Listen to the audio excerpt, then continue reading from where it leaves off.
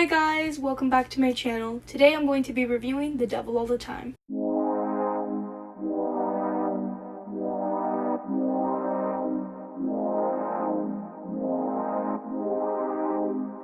In this sinister tale full of evil characters, all a young man wants is to protect his loved ones in this corrupt town. I was so excited for this movie.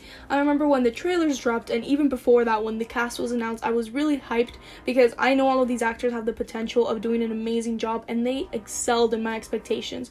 And I just want to start off by talking about how great the acting was, and it is as good as people say in regards to the acting.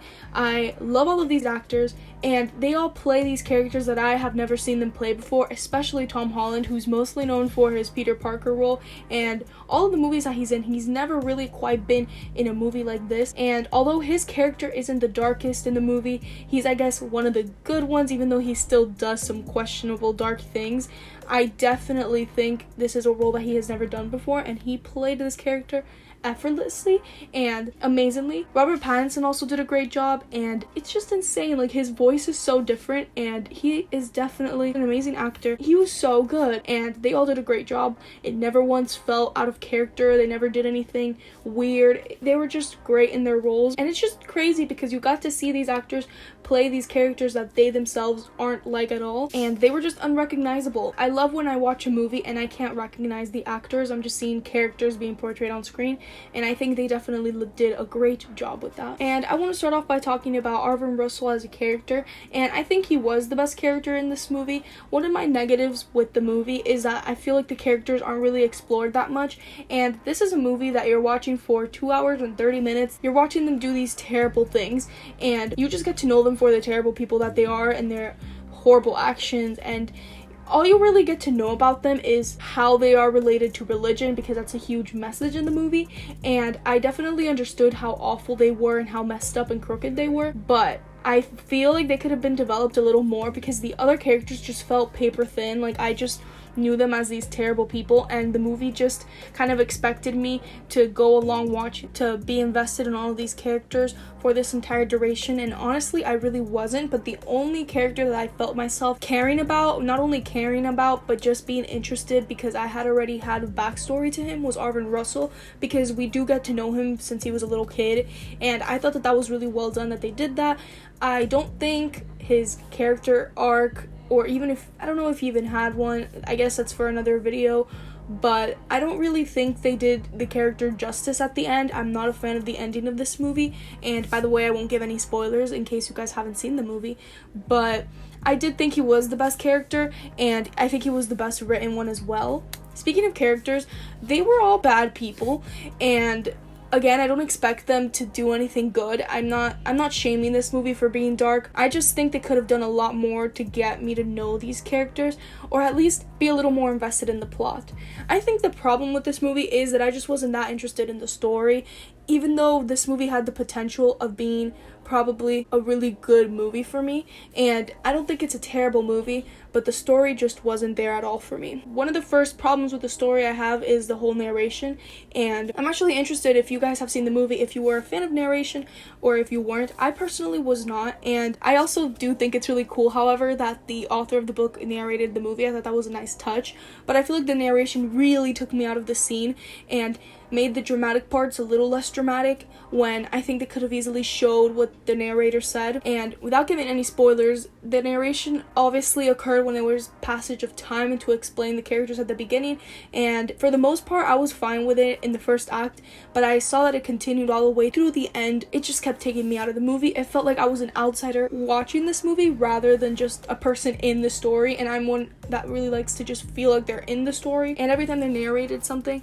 I just felt like I was being told this tale, which I guess it could work at some point, but to me it just didn't work here, especially when they were telling us what the characters were feeling instead of letting the audience figure it out. I thought that that was a huge missed opportunity for them, because a character would be looking sad and they would just explain everything, where I'm much more of a show don't tell type of person when it comes to movies, especially these dark, mysterious drama movies. And going back to characters, I did however like how all the characters were brought together. I was really scared that they weren't going to all meet or their storylines were going to intertwine, and and for the most part they were all pretty intertwined with each other's storylines. I mean, it is a small town. If anything, the people that were less a part of the main storyline were the couple, and they were also, in my opinion, some of the most boring characters, which I thought on the surface they're interesting, but every time they were on screen I kind of just didn't care about them and found myself kind of bored.